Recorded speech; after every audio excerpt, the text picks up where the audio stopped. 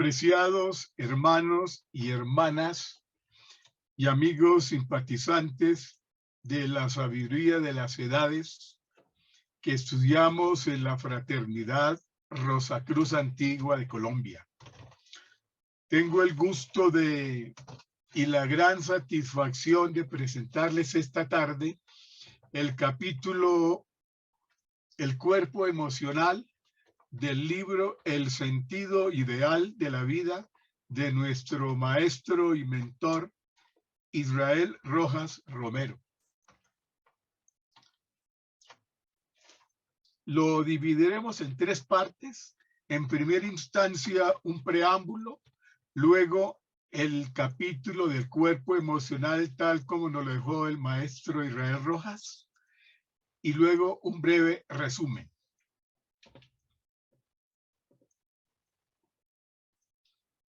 El sentido ideal de la vida, el cuerpo emocional. Primera parte, preámbulo. El ser humano posee, además del cuerpo denso, espere que no estoy viendo por este lado, posee además del cuerpo denso un cuerpo vital, un cuerpo de deseos y un cuerpo mental. Nos ocuparemos ahora del cuerpo de deseos, también denominado cuerpo emocional por el maestro Israel Rojas Romero en el libro El sentido ideal de la vida. Este cuerpo es el que maneja las emociones, las cuales nos motivan para actuar en los diferentes campos de nuestra vida. Son como el motor que nos lleva a la acción. Pero en el manejo de las emociones se presentan varias acciones del ser humano que obedecen a utilizaciones violentas y pasionales que nos demuestran que no sabemos todavía manejar adecuadamente este cuerpo. Si lo supiéramos manejar, todas nuestras acciones estarían enmarcadas en acciones por el amor hacia la vida, por la naturaleza y por nuestros semejantes. Aquí surge una gran inquietud. ¿Cómo lo debemos manejar? Y la respuesta debemos buscarla en el interior de nuestro ser, autoanalizando nuestro comportamiento de una manera objetiva. Pero ¿estaremos dispuestos a corregir nuestras acciones para vivir en armonía con nuestros hermanos en la humanidad? Busquemos las respuestas. Analicemos este tema que constituye un reto para nuestro mejoramiento personal. Veamos lo que dice nuestro maestro Israel Rojas Romero. Estudiémoslo, comprendámoslo para que actuemos en consecuencia en armonía con las leyes de la vida. El cuerpo emocional. Si el ser humano poseyera cuerpo denso y vital, pero no existiera un vehículo más sutil como incentivo para la acción, en realidad no sería nada interesante la humana personalidad, porque los seres humanos serían sonámbulos, ambulando sobre la superficie de la tierra. El cuerpo emocional es el poder que el ser humano debe aprender a encauzar, a dirigir hacia las cuestiones nobles de la vida y no pretender matarlo, como aconsejan algunas escuelas, porque siendo un poder de la vida, no es posible darle muerte. El cuerpo emocional ha sido llamado en la literatura esotérica cuerpo de deseos, cuerpo astral y vehículo kármico por los iniciados de la India. Nosotros preferimos llamarle cuerpo emocional porque esa es exactamente su naturaleza. Es el vehículo de acción donde se halla el incentivo para la realización de nuestras aspiraciones, pero cuando se desborda y se sale del límite que le traza la inteligencia, el ser humano ejecuta toda clase de despropósitos o ligerezas, y su estado momentáneo es tan lamentable que bien puede llamarse en estos momentos alienado o loco. Un ser humano superemocionado constituye un grave peligro para sí mismo y para los que le tratan. La emoción es como un potro furioso, sin educación alguna, al que es muy difícil someter, pues ejecuta toda clase de locuras, constituyendo serio peligro para los que se le aproximan.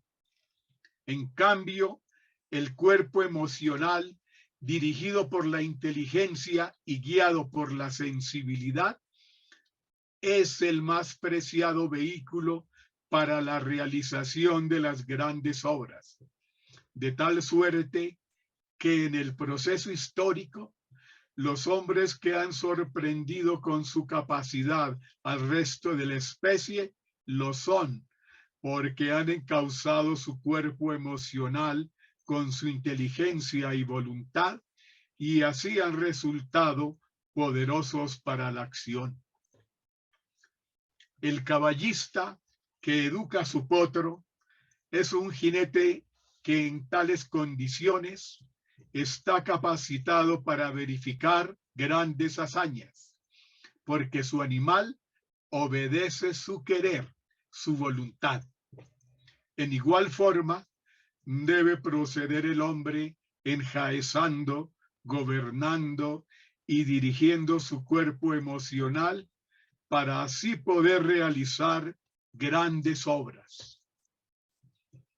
El hombre debe irse convirtiendo en autoconsciente de la naturaleza de su cuerpo emocional, porque cuando se identifica con él y se considera como él mismo, está en la situación más negativa que imaginarse pueda frente a los diferentes eventos y circunstancias de la vida.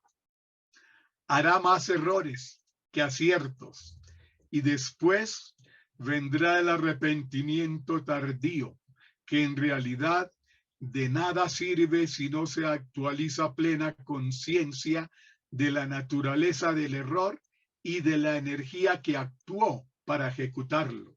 Tal fuerza, desbocada y tremenda, es el cuerpo emocional. Uno de los problemas difíciles para el hombre en la actual etapa de su evolución está en establecer plena diferencia entre el aspecto emocional de su naturaleza y el lado sensible de la misma. La sensibilidad difiere de la emoción como la luz de las tinieblas. La sensibilidad ennoblece y dignifica la naturaleza humana. En cambio, la emoción desbordada destruye la armonía, causando multitud de desastres, pues el ser emocionado no puede controlar sus actos, sobre todo cuando la emoción actúa en forma explosiva. La sensibilidad es aquella elación mística que produce plenitud cuando contemplamos las bellezas naturales o escuchamos música selecta. La ternura es la sensibilidad convertida en alma actualizada. Abro comillas. La sensibilidad es la razón de ser del instinto en plantas y animales y de la autoconciencia en el hombre. Cierro comillas. Esta enseñanza fundamental de un gran adepto ya la hemos insertado atrás, pero nos hará mucho bien repetirla hasta que se convierta en parte integrante de nuestra conciencia. Cada función de orden psíquico tiene en la naturaleza humana un centro magnético de acción. La emoción tiene su vórtice en la esfera umbilical, mientras que el sentimiento tiene su campo de acción en el corazón, advirtiendo que para el esoterista el verdadero corazón del cuerpo es el gran simpático o sistema nervioso autónomo. Hay en el cuerpo una especie de sombrilla conocida por la anatomía con el nombre de diafragma. El diafragma es la línea divisoria entre los centros, el de la personalidad hacia abajo del diafragma y los de la individualidad hacia arriba del diafragma. La personalidad utiliza los centros bajo el diafragma, en cambio la individualidad de naturaleza egoica opera sobre los centros radicados del diafragma hacia arriba, entendiendo por arriba lo alto del cuerpo humano, colocado de pies sobre la madre tierra. Las aguas en la naturaleza del hombre, desde el punto de vista esotérico, están ubicadas bajo el diafragma hasta el ápice de la espina dorsal, al par que el sol espiritual, lo noble, está sobre el diafragma, marchando hacia la cima del canal espinal, donde se halla la glándula pineal, vehículo de conciencia, en tanto que bajo el diafragma operan la mente y la emoción, que son las que constituyen el mundo de la personalidad. El sello de Salomón, con su triángulo ascendente y descendente, es la misma figura hierática para exteriorizar u objetivar la misma verdad, pues los símbolos geométricos que utiliza el esoterismo ayudan a comprender las grandes verdades. El cuerpo emocional es de naturaleza caótica, de tal suerte que cuando estamos bajo su influencia no puede operar la inteligencia y mucho menos la sensibilidad. Si utilizando alegorías artísticas podemos allegar mayor comprensión, entonces diremos que la figura hierática del ángel Miguel y el dragón son la representación objetiva de la bipolaridad del logos en la naturaleza humana. El dragón representa el triángulo descendente del sello de Salomón y el ángel el triángulo ascendente. Las figuras geométricas le permiten al ser humano actualizar conciencia de las verdades eternas y por ello son de gran valor para el que sabe meditar, sentir y comprender. Aquí tenemos el teorema del gran sabio Pitágoras. Algunas figuras hieráticas de la antigüedad fueron construidas con estructuración geométrica maravillosa desde el punto de vista del esoterismo trascendental, pues en ellas el sol emerge de las aguas, mostrando progresivamente su luz y esplendor.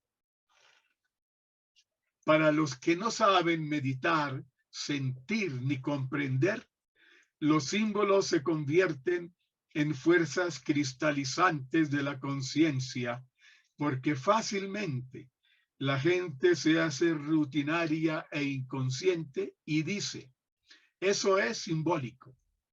Y con esa frase se cubre con oscuro velo su lamentable ignorancia. El léxico o fraseología tiene multitud de modos para expresar una misma verdad. En cambio, la figura geométrica tiene un sentido permanente y transmite la verdad a través de las edades, sin que se pueda perder el espíritu ideal que objetivamente encarna para desarrollar la idea. Así, el esoterismo nahual o atlante, en sus figuras hieráticas, ha conservado la tradición esotérica de aquellos legendarios tiempos, y todo estudiante del esoterismo tradicional puede revivir el saber atlante contemplando sus figuras. Los filósofos japoneses suelen decir sabiamente que una figura bien delineada equivale a más de 400 palabras, y nosotros estamos totalmente de acuerdo. El sello de Salomón y la alegórica lucha del ángel y el dragón son demasiado significativos para los que saben descubrir su verdad y su valor eterno para las humanidades en curso. El cuerpo emocional que venimos estudiando no es definitivamente perjudicial, sino única y exclusivamente cuando ignoramos su fuerza y nos connaturalizamos con él, y por tal nada hacemos por comprenderlo, para educarlo, adiestrarlo y convertirlo en dócil instrumento del ego o conciencia y del alma o sensibilidad.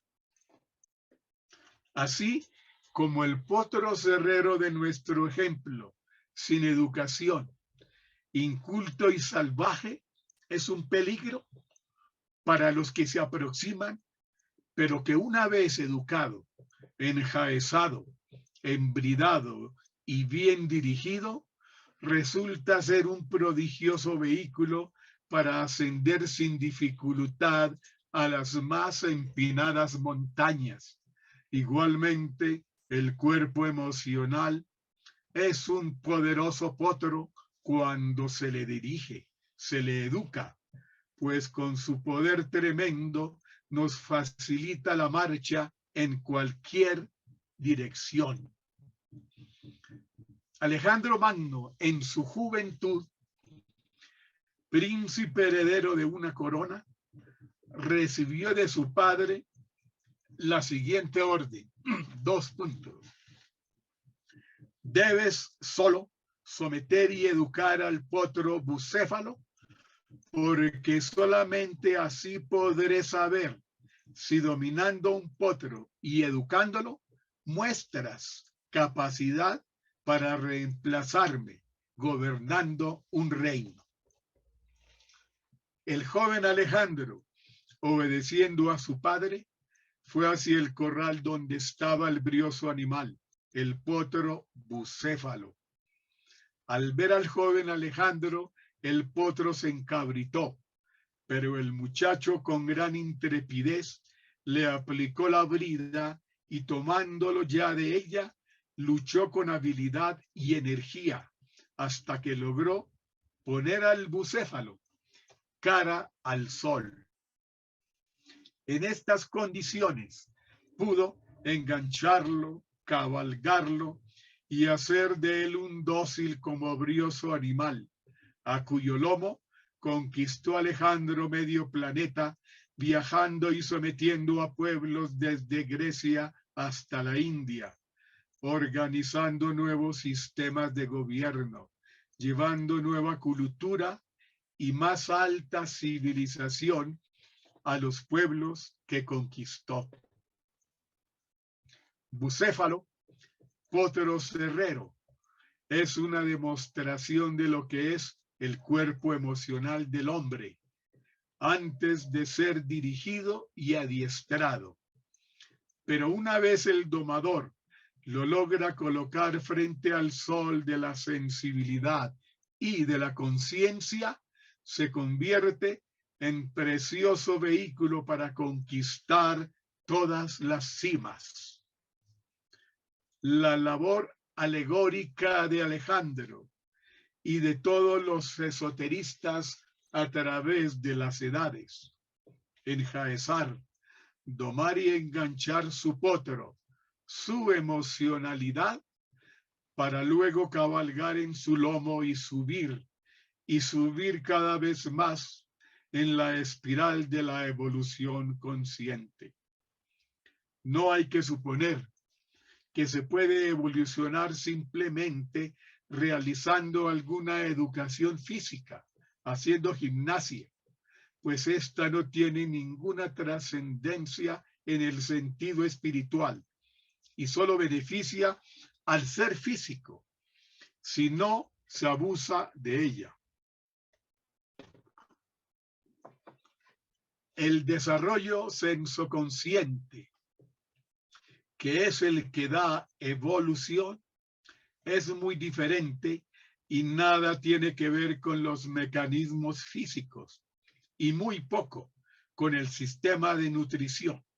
Solamente que el idealista debe elegir su nutrición tomándola de alimentos ricos en proteínas y carbohidratos. Y estos elementos los encuentra en los frutos oleaginosos como el maní y las almendras en general, y los carbohidratos en las frutas bien maduras, en la miel de abejas o en los azúcares naturales. La sensibilidad es dádiva de los internos dioses, de las fuerzas nuestras sublimadas y la conciencia egoica. Es el trabajo que se realiza para observar y comprender verdaderamente la naturaleza en la vida y la vida en la naturaleza. Para educir alma, es decir, sensibilidad consciente, tenemos que valernos del culto a la belleza en sus múltiples como maravillosas manifestaciones. En cambio, para conquistar conciencia, hay que estudiar primero la sabiduría que nos han legado los grandes sabios del pasado y luego observar, meditar y buscar la comprensión exacta de las leyes naturales para ir eliminando progresivamente la duda y la incertidumbre, que son los aspectos psíquicos negativos que más fastidian a la naturaleza humana, quebrantándole su armonía interior. Debemos utilizar la inteligencia para objetivar la comprensión de lo que es nuestro cuerpo emocional, mirándolo como algo distinto de nosotros, como si fuera un potro joven, vigoroso, lleno de fuerza, pero al mismo tiempo de tremenda emotividad, al cual tenemos que adiestrar para cabalgar en él, haciéndolo dócil a nuestra dirección y atento a nuestra inteligencia. Y así iremos progresivamente utilizando el más maravilloso vehículo que el Logos haya dado al hombre, para ir conquistando sucesivamente en la escala infinita de la evolución más poderosa e intensa conciencia y más alta sensibilidad, cualidades que aunadas son espiritualidad. En el lado humano, en el proceso de las humanas relaciones, es preciso educar también el corcel, gobernándole sus reflejos, condicionando su naturaleza a la acción noble y desinteresada. Y así, a medida que lo vayamos logrando, se convertirá el brioso potro en el Pegaso de los griegos, el que sin dejar de ser cuadrúpedo, le salen alas y puede transitar veloz por la corteza de la tierra, y cuando se cansen sus cabos, entonces puede desplegar sus alas y seguir raudo por el viento, alcanzando grandes alturas para conquistar elevadas cimas. El Pegaso, caballo sagrado de los griegos, es el cuerpo emocional, que una vez educado, no solamente puede correr, sino también volar, según la voluntad e inteligencia de quien lo engancha, pues en tales condiciones puede conquistar fácilmente los valles y elevarse a las más altas cimas de la existencia. Durante mucho tiempo hubimos de meditar seriamente sobre la posibilidad de utilizar alguna imagen que nos permitiera comprender el camino adecuado a seguir para poder obtener el gobierno del vehículo emocional de nuestra naturaleza. Y entonces fuimos hallando que en la vieja Grecia se utilizaron las figuras hieráticas del bucéfalo, el caballo de Alejandro y la del Pegaso, cuando ya el famoso potro ha sido embridado, dirigido y educado. Y así podemos hoy presentar la preciosa imagen del caballo heleno en sus dos formas, para que los estudiantes posean una imagen adecuada para realizar su trabajo de superación. Es muy importante saber que el conocimiento de los problemas que enjuicia hoy el psicoanálisis ya habían sido conocidos y enfocados en el espejo mágico de los filósofos griegos, la imaginación creadora. Pues los principales problemas del ser psíquico emergen fundamentalmente de los complejos de Edipo y Electra, como muy bien lo demostró Freud. Así que estudiando la filosofía griega y sus preciosas alegorías, podemos descubrir que todos los problemas del alma habían sido auscultados por aquella grandiosa cultura. La energía y poder del potro que estamos enfocando son incalculables y hemos de llamarlo sagrado, porque noble y sagrado es todo lo que emana de las fuentes dinámicas y maravillosas de la vida. Un potro cerrero es un grave peligro, pero también una maravillosa promesa. A su domador corresponde encararse con él y educarlo, exponiendo muchas veces su vida para poder convertirlo en el más precioso como encantador de todos los servidores. Rendimos culto a aquella energía de logos encarnada en la naturaleza humana, que se llama emoción, porque es fuerza y poder que encausados y dirigidos harán del hombre común un superhombre y del superhombre un dios. El cuerpo emocional tiene como todo dos polaridades, pues atrae y rechaza. Atrae lo que da satisfacción a su naturaleza y rechaza enérgicamente todo lo que se opone a ella. Infortunadamente, esa selección no es ideal mientras no se le haya educado o ennoblecido.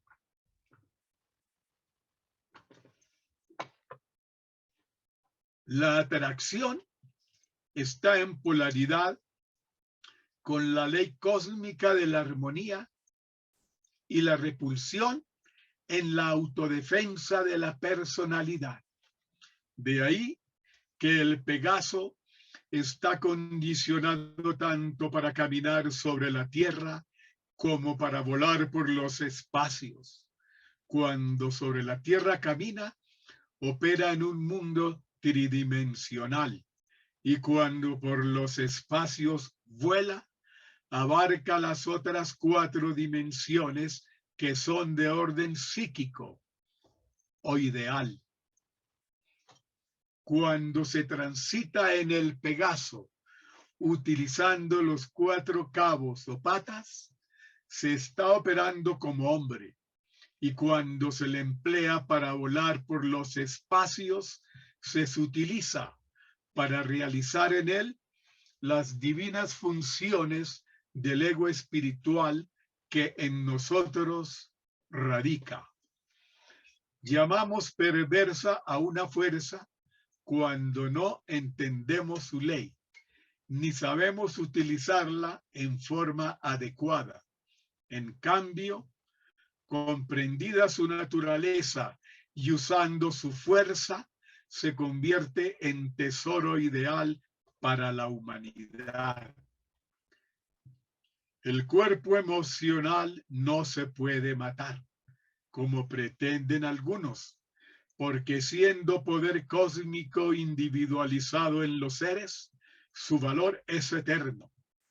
Pero se puede educar para utilizarlo debidamente, dirigiendo su energía hacia el lado de la vida, y entonces se convierte en precioso vehículo para realizar obras que requieren intenso esfuerzo, ya sea en el mundo de las humanas relaciones o en el de las divinas superaciones.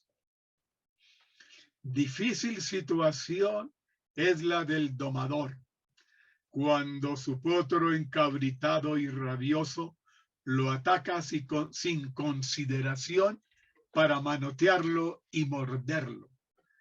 Pero precioso es cuando educado puede ser cabalgado marchando en su lomo, conquistando valles, ascendiendo colinas, conquistando cimas, y desde estas cada vez más altas puede contemplar cada vez más el extenso y bello panorama, el que jamás podrán contemplar los que no se hayan esforzado en ascender la cuesta de la montaña espiritual de la vida, para poder contemplar desde su cima el panorama ideal de la existencia. No olvidemos, por lo tanto, la gloria de Pegaso, que primero es un simple cuadrúpedo y luego, cuando ha educido alas, transita gracioso y rítmico los caminos del mundo, y luego con honda y sentida aspiración despliega sus alas, comulgando con el infinito. Ahora presento un breve resumen de lo expuesto. El maestro Max Heindel, en su libro El cuerpo de deseos, nos dice: además del cuerpo visible denso y del cuerpo vital, tenemos otro cuerpo compuesto de materia de deseos, con la cual formamos nuestros sentimientos y emociones. Este vehículo también nos impele a buscar la gratificación de los sentidos. Pero mientras los 2 primeros están bien organizados, El cuerpo de deseos aparece a la vista espiritual como una nube ovoide que se extiende de 16 a 20 pulgadas más allá del cuerpo denso. Se encuentra sobre la cabeza y debajo de los pies, de manera que nuestro cuerpo denso está en el centro de esa nube ovoide, igual como la llama se encuentra en el centro del huevo. Continúa más Heindel. Brazos y piernas, oídos y ojos no se necesitan para funcionar en el cuerpo de deseos, pues se desliza a través del espacio más rápido que el viento, sin los medios de locomoción que necesitamos en el mundo visible. El cuerpo de deseos irradia todos los colores y matices que conocemos y muchos otros imposibles de describir con nuestro lenguaje terrestre. Esos colores difieren en cada individuo de acuerdo a sus características y a su temperamento, y también cambian de un momento a otro según el humor, los caprichos y las emociones pasajeras del individuo. Por lo tanto, el cuerpo de deseos es sensitivo en extremo, capaz de los más intensos sentimientos y emociones. El cuerpo de deseos es el vehículo de los sentimientos y de las emociones, las que están siempre cambiando de un momento a otro.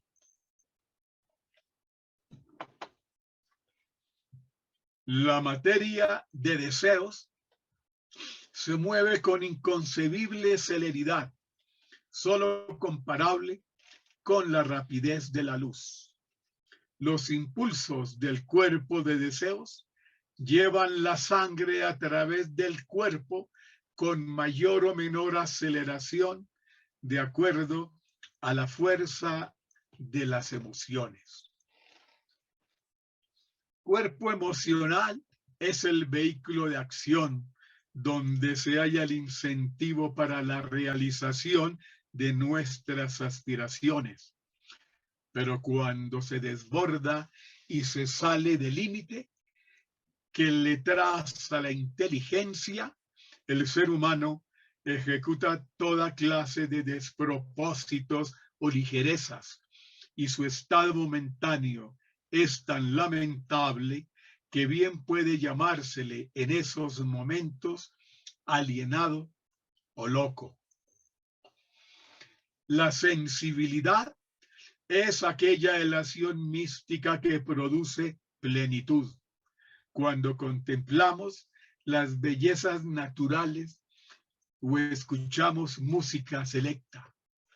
La sensibilidad es dádiva de los internos dioses, de las fuerzas nuestras sublimadas y la conciencia egoica. Es el trabajo que se realiza para observar y comprender verdaderamente la naturaleza de la vida y la vida en la naturaleza. Bucéfalo Potro Herrero es una demostración de lo que es el cuerpo emocional del hombre antes de ser dirigido y adiestrado. Pero una vez el domador lo logra colocar frente al sol de la sensibilidad y de la conciencia, se convierte en precioso vehículo para conquistar todas las cimas. La labor alegórica de Alejandro es la de todos los esoteristas a través de las edades, enjaezar, domar y enganchar su potro, su emocionalidad, para luego cabalgar en su lomo y subir, y subir cada vez más en la espiral de la evolución consciente. La energía y poder del potro que estamos enfocando son incalculables y hemos de llamarlo sagrado, porque noble y sagrado es todo lo que emana de las fuentes dinámicas y maravillosas de la vida. Rendimos culto a aquella preciosa energía del logos encarnada en la naturaleza humana que se llama emoción, porque es fuerza y poder que encausados y dirigidos harán del hombre común un superhombre y del superhombre un dios. El mito griego de Belerofonte. A Belerofonte le fue inculcado por su padre el interés por los caballos desde muy temprano, por lo cual este encontró finalmente a Pegaso, el conocido caballo al lado de la mitología griega. Después de varios intentos de domar el caballo, Belerofonte recurrió a Poseidus, un famoso vidente de Corinto, en busca de un consejo. Poseidón lo instruyó para que pasara la noche en el templo de Atenea. Allí soñó con una diosa que le dio una brida mágica y dorada. Sin embargo, no pudo inicialmente domar el caballo, pero fue persistente y con la brida mágica en la mano, finalmente triunfó. Como premio, se casó con la hija del rey. Este empeño nos muestra cómo, siendo persistente en el manejo de la emoción hacia las causas nobles, se logra el manejo de su cuerpo emocional y lo encamina hacia el éxito en sus actividades de superación personal. Cuando transitamos en el Pegaso, que utiliza las 4 patas, estamos operando como un ser humano. Cuando lo empleamos para volar por los espacios, estamos realizando las divinas funciones espirituales y progresando en nuestra evolución. Esto le sucederá por haberse complacido y acostumbrado a preocuparse y a tener temores. Por lo tanto, debemos empeñarnos en mostrarnos siempre alegres, de buen humor, aún en condiciones adversas, o si no, corremos el riesgo de encontrarnos en condición muy seria aquí y en el más allá. Debemos controlar nuestras emociones, encauzándolas para nuestro progreso personal, amando la divina vida, manifestada en la naturaleza que admiramos, en sus flores, vegetales, aves, mariposas, riachuelos, ríos, quebradas, agradeciéndole cuando miramos al cielo arriba, donde se refleja el resplendor del sol. Debemos cultivar nuestra sensibilidad estética para contemplar, admirar y amar la naturaleza y la vida. Así avanzaremos en el camino de la evolución consciente, siguiendo las enseñanzas de grandes seres, y nos abriremos el espacio para mejorar nuestra inteligencia. Muchas gracias.